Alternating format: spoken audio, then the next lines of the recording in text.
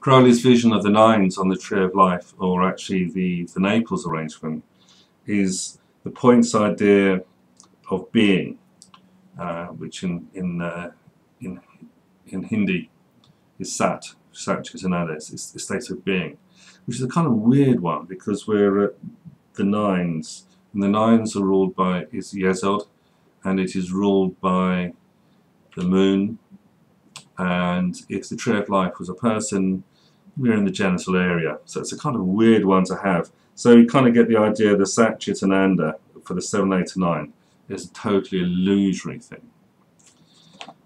It's chasing dreams and foibles, not the real thing. So what are the nines? Well, here we go. And the first one is a brilliant card, the 9 of Wands Strength. Okay, it's the sun ruling the ninth, the central decanate of Sagittarius. It's incredibly health-giving and energetic. Health worries, you get that card, things will improve. Then we have the 9 of Cups, which is Jupiter in Pisces. Yeah, Jupiter in Pisces. A bit hard to read this one.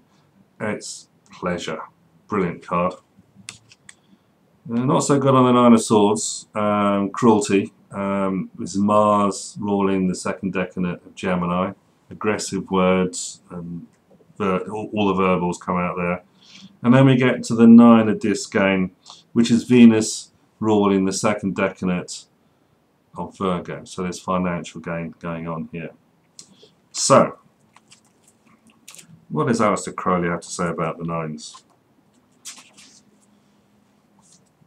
So these cards, as we know, they're attributed to Yesod. After the double excursion into misfortune with Hod and Nexac, Mercury and Venus in a horizontal line, going nowhere, and there are aspects of kind of misery in their own kind of forms.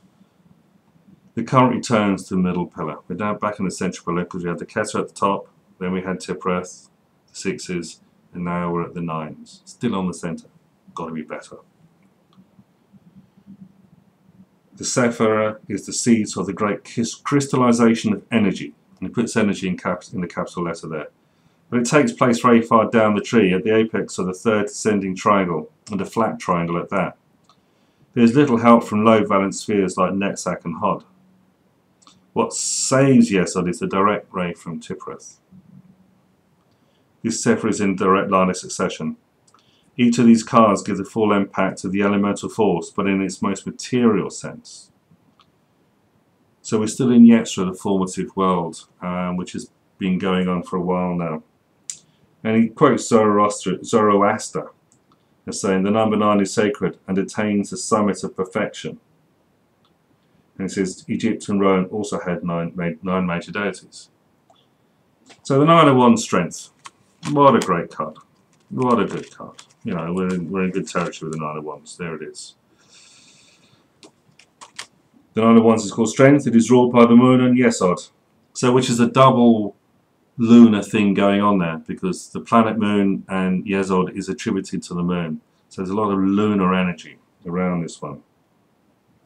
And the vision of the voice. The vision of the voice is Libra 418, which gives a Crowley's description of Crowley's visions of the 30 Enochian ethers as he went through the desert, basically in Libya, Morocco, places like this. The 11th ether. So he says, so he connects the 11th ether, which is a classical account of the resolution of the antinomy of change and stability. So he's going into this idea of, because it's a moon-moon thing, there's a kind of, both are unstable, but the fact both are unstable means they can kind of whiz around and keep everything together. It's intense energy of the primal force elements of nature. And he goes on to electrons, atoms, and all these things. But he said the interesting thing is he's saying balance is made difficult by not going fast enough. You've actually got to go faster. Remember, the 8 of Wands is swiftness. And the Nine of Wands is Mercury is a fast planet moving. Now the Moon is also a very fast planet moving on itself. So you really got to whiz really fast to make things happen. And it's a bit like, you know, if your hand shakes, it's hard to draw a straight line as well, he says. So this is very much about the idea of change is stability. Things come and go, and they just keep on going. You know, the king is dead, long live the king, all this kind of stuff. This fluctuation change just continues. So here the Moon, the weakest of the planets, is in Sagittarius, the most elusive of the signs, yet it dares call itself strength. Defense, to be effective, must be mobile. If you're static, as you know in the Second World War, we had the trench warfare and stuff, you need that mobility and change. So with the Nine of Wands, to be healthy, you have to be mobile, you have to be moving, you have to be changing. So then we come on to the Nine of Cups, happiness. What a lovely card. There we go, happiness, great card.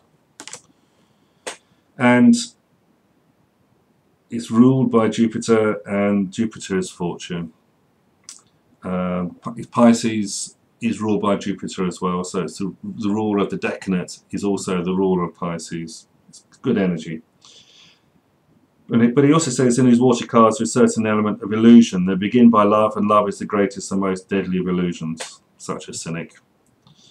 And the sign of Pisces is the refinement, the fading away of this instinct, which began with dreadful hunger and carried on with passion, has now become a dream within a dream. So yeah, it's happy, but it's like someone saying, "I'm really happy. It's really great. I'm really happy. I'm really positive." You know, when a woman says to her friends, "I'm so happy in love," and all the other women are, "Yeah, okay, protesting too much here." But Jupiter is a good card in Pisces, but there's only sense of complete satiety. It's almost by the fact they're saying, "I'm so happy," is like the apex, the apotheosis, and then it's just gonna pick down. It's kind of the idea of sort of retiring to the cottage with a picket fence around it, and all those kind of bucolic kind of imagery, or it was better in the past as well, all comes into these things. But there's no change, there's no stability here. So he's bringing in this idea of change again. So in the first one, the Nine of Wands, he said change is stability. Now he's saying change guarantees stability, and stability guarantees change. So it isn't going to last. Sorry. We go on to the nines. God, cruelty. It's a miserable bloody card, this one. It looks it too. You can even see, look, it's got blood dripping from the points of the swords. They've already been dug into something and they come up and not good.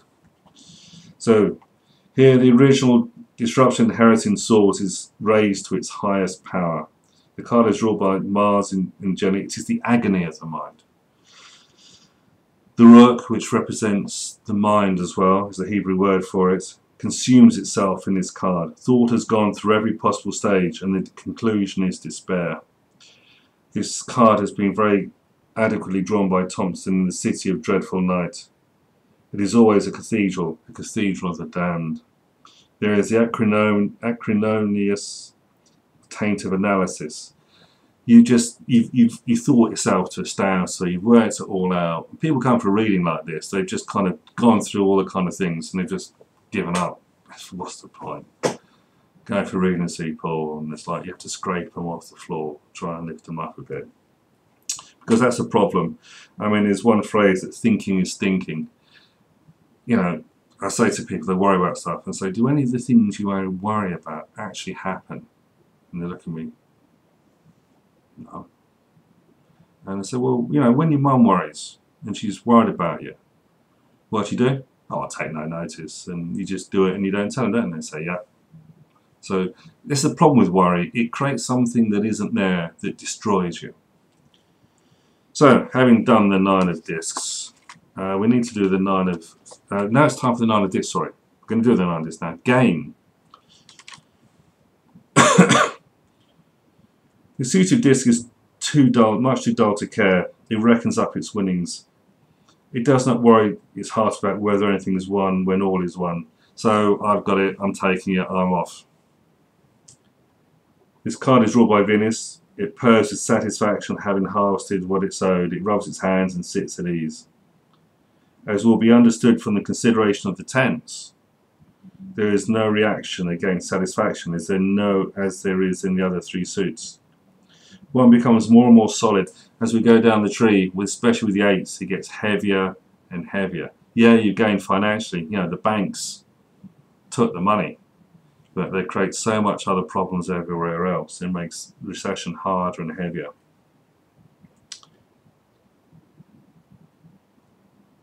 Everything is for the best and the best of all possible worlds, he ends up saying, which is a strange kind of way of looking at life. It's all for the best. Everything's fine.